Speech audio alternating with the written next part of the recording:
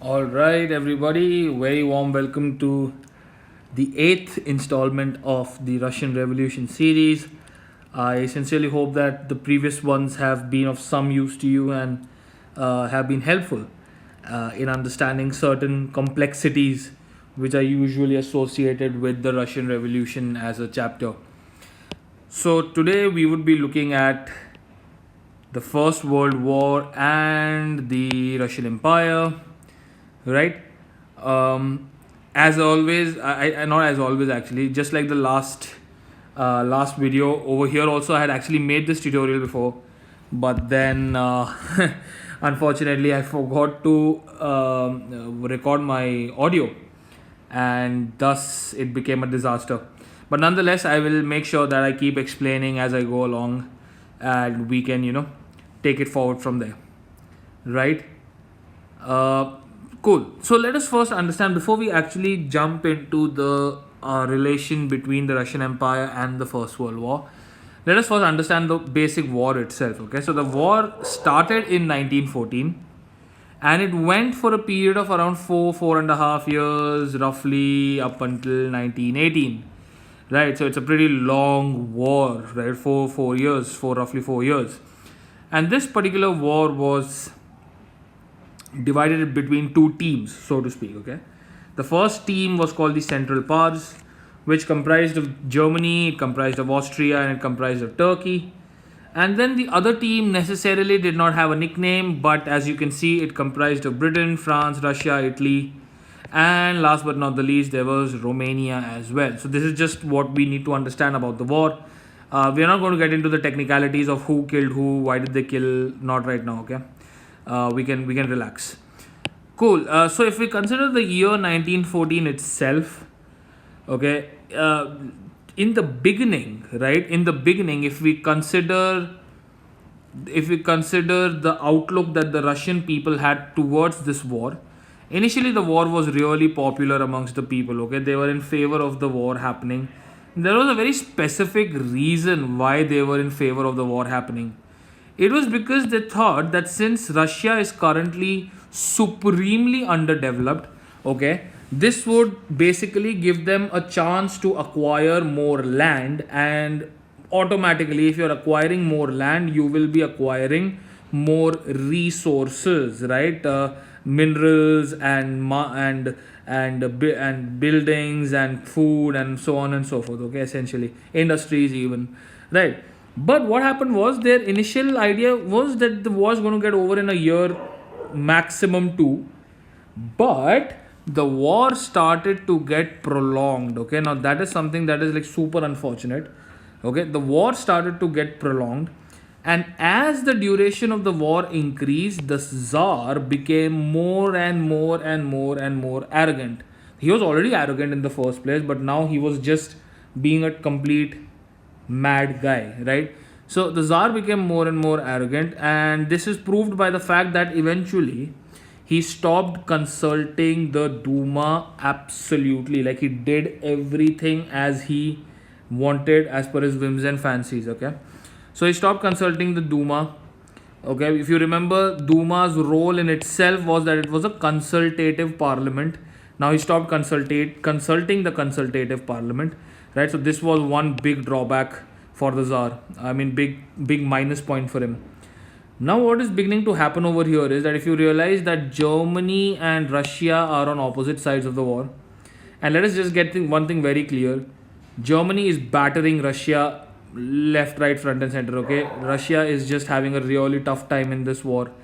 Okay, now automatically what is happening is that because the Germans are battering the Russians, the hatred for them is increasing, right? Because if someone is defeating you in a war, you're not going to love them, right? So Germans are hatred for the Germans is increasing, and now this is proven by two facts, right? So Saint Petersburg is a place in Russia. Berg, of course, you understand, is a very German sort of a suffix. Okay, Saint Petersburg is a German name.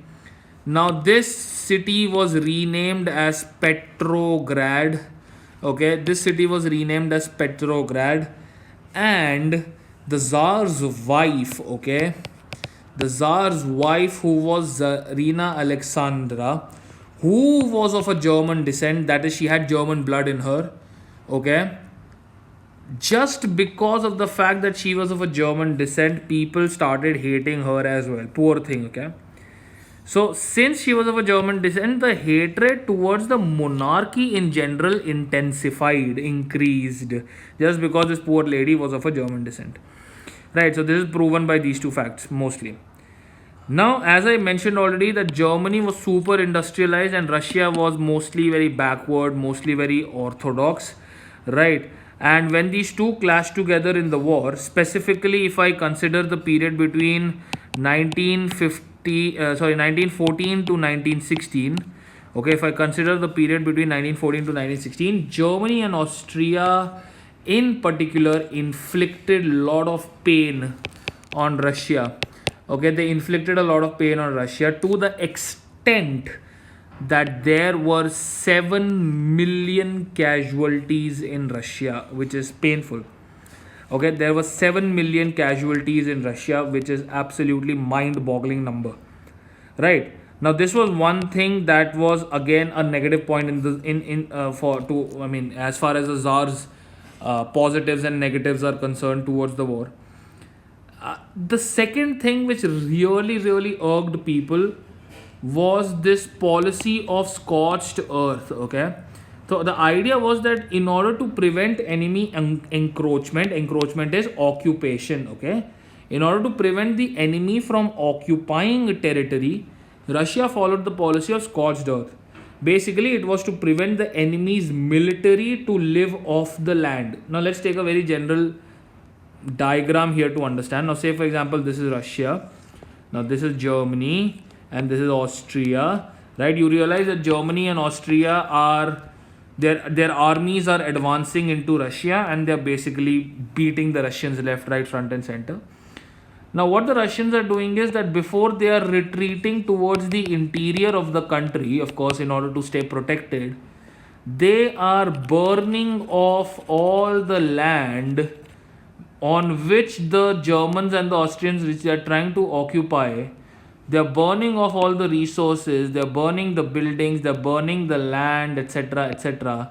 Now, what will happen is, it is very logical that when the Germans and the Austrians try to attack, they will not find anything valuable there to occupy. And not only will they not find anything valuable, their armies will not be able to sustain themselves. Pretty logical. Okay, armies will not be able to sustain themselves. Make sense? Right, armies will not be able to sustain themselves. Now what is happening is, this scorched earth is actually a pretty classical military technique, but in Russia's context it sort of backfired.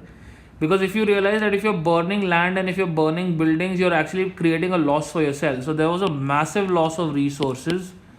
Okay, there was a massive loss of resources for Russia, which in turn triggered a refugee crisis, so to speak. Okay, which almost triggered a refugee crisis because of this policy.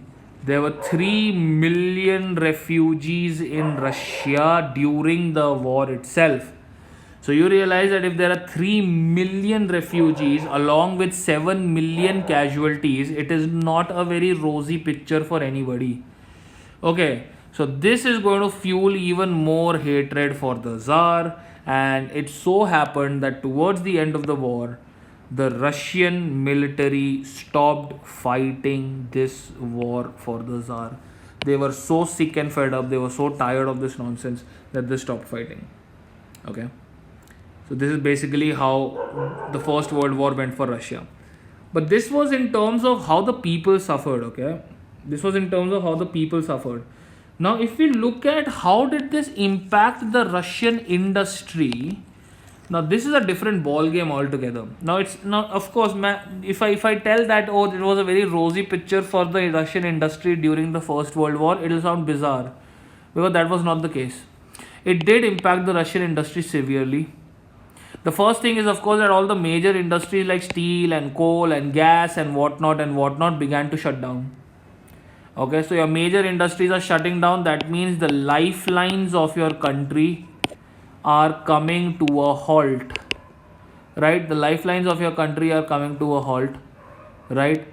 Your industrial, now since industries are, it's again very logical, since the industries are shutting down, the industrial equipment is disintegrating inside the factories, it is rotting, it is laying waste, right? Your industrial equipment is disintegrating. Railways are not being used because of course there is nothing to transport around, so the railway lines are beginning to break down, there is no upkeep of the railway lines. And the best part is, so Russia was dependent on two things, three things actually. One, of course, was agriculture.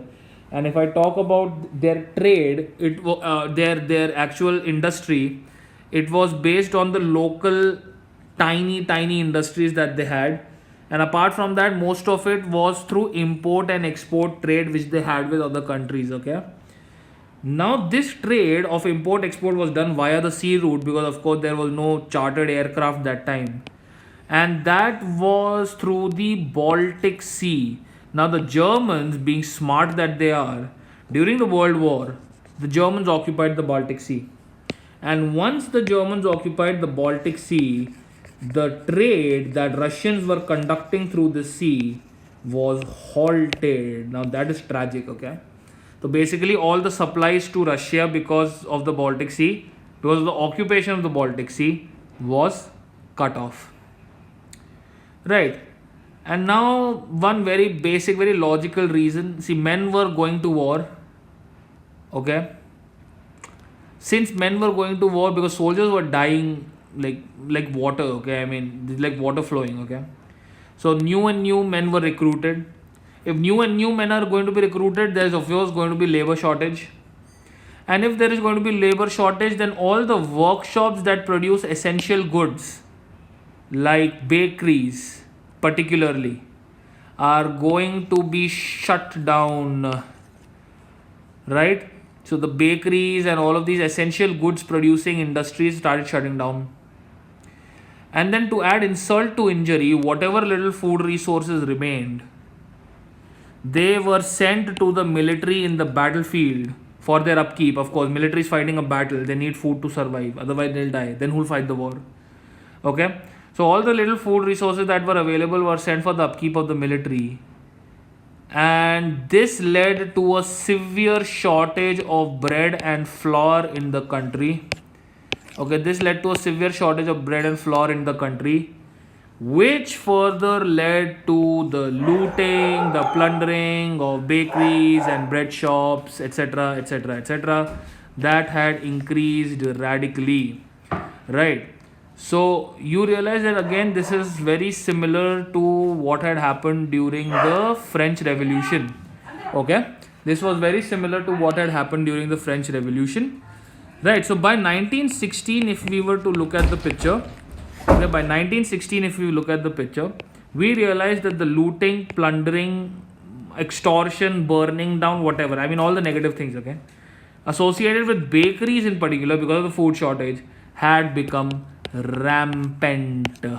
And on that note, I hope this gives a lot of clarity as to what, why, and how did the the First World War impact the Russian Empire. And I shall now take your leave. I shall meet you in the next session, wherein we'll be discussing the February Revolution of Petrograd. And until then, please take care, stay safe.